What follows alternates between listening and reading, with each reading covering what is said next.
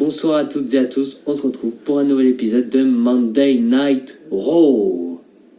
Les commentateurs sont Vic Joseph, Jerry Lawler et Samoa Joe.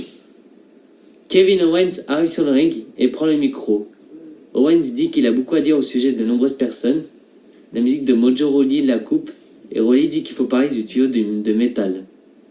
Owens dit qu'il n'allait pas parler de ça. Rawley dit qu'il a besoin d'une mise au point. Owens dit que si Rawley veut l'analyse, il ferait mieux de faire ça rapidement car il a hâte de lui botter le cul dans son no disqualification match. Rawley dit que tout le monde est fort avec un tuyau. Ce soir, ce ne sera pas un joyeux Noël comme les autres. Ce qui nous amène au match sans disqualification entre Kevin Owens et Mojo Rawley. En fin de match, Owens fait un stunner à Mojo et enchaîne avec une pop-up powerbomb à travers une table pour le compte de 3, gagnant Kevin Owens. Après le combat, Owens prend les micros et dit que Mojo l'a mis en mode combat alors qu'il voulait parler. Il lui reste encore de l'énergie pour se battre. Il sait que le plan est que Seth Rollins et AOP veulent venir le battre. Alors la bonne chose serait de venir le faire ici devant les fans. Il insiste que les trois viennent ici pour le battre. Il ne va pas partir avant de les voir. De retour suite à la pause, Kevin Owens attend toujours son ring et voit que Seth Rollins arrive avec AOP. Rollins monte seul sur le ring pour essayer de raisonner Owens. Owens refuse de lui serrer la main et lui fait un super kick. AOP monte sur le ring pour rouer de coups Owens. Rollins termine l'attaque avec un stomp.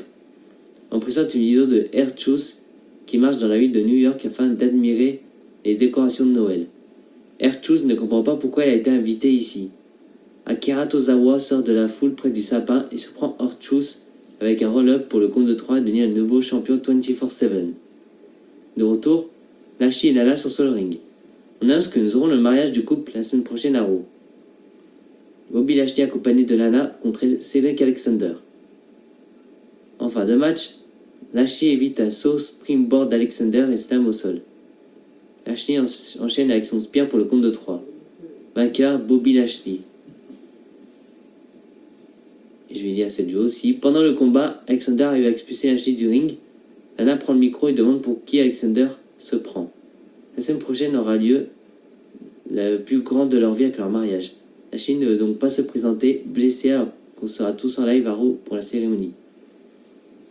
En coulisses, Charlie arrête Seth Rollins et demande quel est son objectif avec ses actes de brutalité. Seth dit qu'il voulait faire la paix, mais Kevin Owens l'a frappé. Alors Charlie devrait aller demander à Owens pourquoi c'est lui qui décide de l'attaquer chaque semaine. De retour, on présente la suite de la vidéo à New York. Akira Tozawa s'arrête comme il est épuisé de fuir R-Truth. Tozawa en profite pour prendre la fuite lorsqu'il accroche un homme qui échappe sa nourriture. On passe au match entre Zack Ryder accompagné de Kurt Hawkins contre Drew McIntyre. En fin de match, McIntyre fait son Claymore Kick sur Ryder pour le compte de 3. Vainqueur, Drew McIntyre. Après le combat, McIntyre lance Hawkins en bas du ring et enchaîne avec un future shock DDT sur Ryder. Hawkins remonte sur le ring et le frappe. McIntyre le repousse et le sonne avec un Claymore Kick. McIntyre prend le micro et dit qu'il a eu du plaisir. McIntyre dit qu'on vient de voir sa définition du plaisir. 2020 revient à McIntyre. La championne Becky Lynch arrive sur le ring et prend le micro. Becky dit que depuis la naissance de l'homme, elle a appris que tout va mieux lorsqu'elle prend les choses en main. Elle est donc ici pour ça ce soir. Elle est devenue l'image de la compagnie. La compagnie veut la protéger maintenant. Becky dit qu'elle se fout de ce que pense la compagnie. Elle est restée en silence depuis trop longtemps. The Man contre Asuka doit arriver prochainement. Elle ne prendra pas non pour une réponse. Si Asuka a oublié qui elle est, elle doit lui rappeler qu'Asuka est la seule femme à avoir battu l'homme de manière juste. The Man vient donc collecter sa dernière dette. Quelle est la réponse d'Asuka? Asuka et Kairi Sane arrivent sur la scène. Asuka dit qu'elles sont les championnes. Est-ce que Becky l'a oublié? Asuka parle en japonais et dit ensuite Asuka de ceinture. Becky dit que s'il faut mettre le titre en jeu pour l'affronter, Asuka doit seulement nommer l'endroit. De retour, Black arrive sur le ring et on annonce que nous aurons un rematch de TLC entre Black et Buddy Murphy lundi prochain à Raw. Aleister Black contre catcheur local. Black fait son Black Mass pour le courir et gagner en moins de 2 minutes. Vainqueur Aleister Black. Après le combat, Murphy arrive pour son combat. Buddy Murphy contre catcheur local. Murphy fait son Murphylo pour gagner en moins de 2 minutes. Vainqueur Buddy Murphy. Après le combat, Black retourne sur le ring et les deux hommes se regardent. Murphy refuse de serrer la main, mais Black le sonne avec un Black Mass. En coulisses, Charlotte avec Rey Mysterio lui demande comment il se sent pour son premier combat contre Seth Rollins en carrière. Rey dit qu'il attendait ce moment depuis longtemps. Seth est l'un des meilleurs et il veut défendre son titre contre les meilleurs.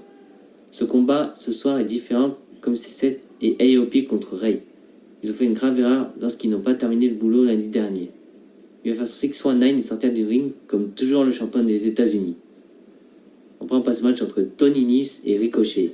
En fin de match, Ricochet fait son Rickwall sur Nese pour le compte de 3. Vainqueur, Ricochet. À New York, Akira Tozawa décide de se cacher dans des sapins afin d'éviter R-Truth qui le pourchasse